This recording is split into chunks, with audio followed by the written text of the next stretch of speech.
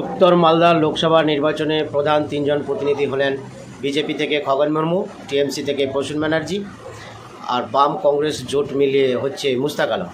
এই তিনজন প্রতিদ্বন্দ্বী নির্বাচিত কে হবে তা 7ই মে ঠিক করে দিয়েছেন জনসাধারণ ভোট দিয়ে। এবার জিতবে কে তার একটা এক্সিট পোল অর্থাৎ সম্ভাব্য ফলাফল ভালো মন্দ কার হবে একটু আলোচনা করছি আপনাদের সামনে।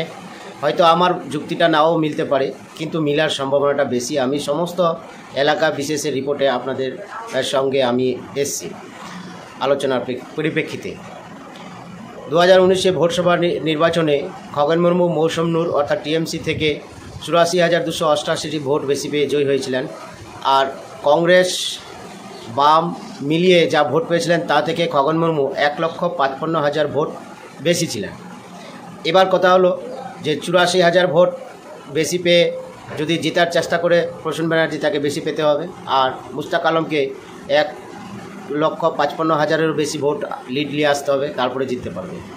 এখানে যদি দেখা যায় উত্তর মালদাতে ধার্মিকভাবে ভোট পোল হয় তাহলে 40% হিন্দু ভোট আছে আর 60% আছে অন্যান্য মুসলিম ও অন্যান্য ভোট মিলে 60% আছে।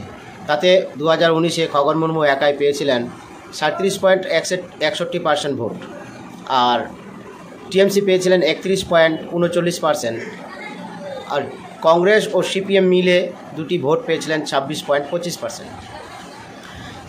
টোটাল এই ভোটের মধ্যে সমস্ত 14,25,000 ভোটের মধ্যে প্রায় ভোট পোল হয়েছেন 13.5 লক্ষের মতো ভোট পোল হয়েছে। মানুষ ভোট দিয়েছেন 13.5 লক্ষের মধ্যে। 5 লক্ষ ভোট এর কিছু পেতে হবে, তারপরে যে পাবে 5 লক্ষের কিছু বেশি ভোট সেই জয়ী হবে। মিনিমাম না হলেও 5 লক্ষ ভোট পেতে হবে, যে পাবে সেই জয়ী হবে। এইরকম হিসাব আমাদের অঙ্কে আছে।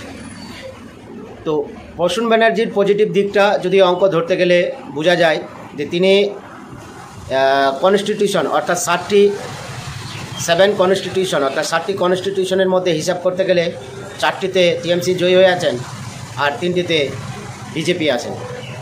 টিএমসিতে যে 4টি জয়ী হয়ে আছেন তাতে ব্যবধানতা বেশ ভালো, আর যে 3টিতে যে বিধানসভায় বিজেপি জয়ী হয়ে আছেন তাদের ব্যবধানতা কম। এদিক দিয়ে হিসাব করলে বর্তমান ভোট হিসাব করলে প্রসূন ব্যানার্জি 1 লক্ষেরও বেশি ভোট এগিয়ে আছে। তাছাড়া পঞ্চায়েত ভোটের জেলা পরিষদ হিসাবে দিক দিয়ে হিসাব করলে প্রসূন ব্যানার্জি এগিয়ে আছে, কিন্তু এখানে একটা ইমোশনাল কাজ করবে। ওটা ধার্মিক ভোট ছিলেন না, এটা কেন্দ্রিক ভোট, এটা কিছুটা ধার্মিক ভোটেরও এফেক্ট আসে।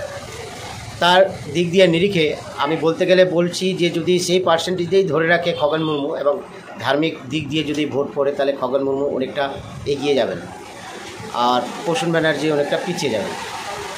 মুস্তাক আলমের এখানে কথা ওঠে না, কিন্তু এখানে কিছুটা লজিক্যাল কাজ করছে। মুস্তাক আলমও জয়ী হবে না এরকম বলা খুব কঠিন, মুস্তাক আলমও জয়ী হতে পারে। কিছু লজিক্যাল বিষয় আছে, আমি তার আলোচনার পরিপ্রেক্ষিতে বলতে পারি যে মনে হয় আপনারা মুস্তাক আলম 3rd পজিশনে থাকবে, কিন্তু আমি বলছি মুস্তাক আলম 1st পজিশনে থাকতে পারে আমার ম্যাজিক ফিগারে। এই সমস্ত কিছু তথ্য জানতে গেলে আপনারা আমার উপরে দেওয়া লিঙ্কে ক্লিক করে, ফেসবুকে উপরে দেওয়া লিঙ্কে ক্লিক করে ইউটিউবে আমার সমস্ত বিস্তারিত বিশ্লেষণ এটা দেখার জন্য আপনাদের অনুরোধ হলো, এবং শেয়ার কমেন্ট করে দিবেন। আমার ফেসবুক লিঙ্কে যান, গিয়ে সেখানে বিস্তারিত আলোচনা আপনারা পেয়ে যাবেন।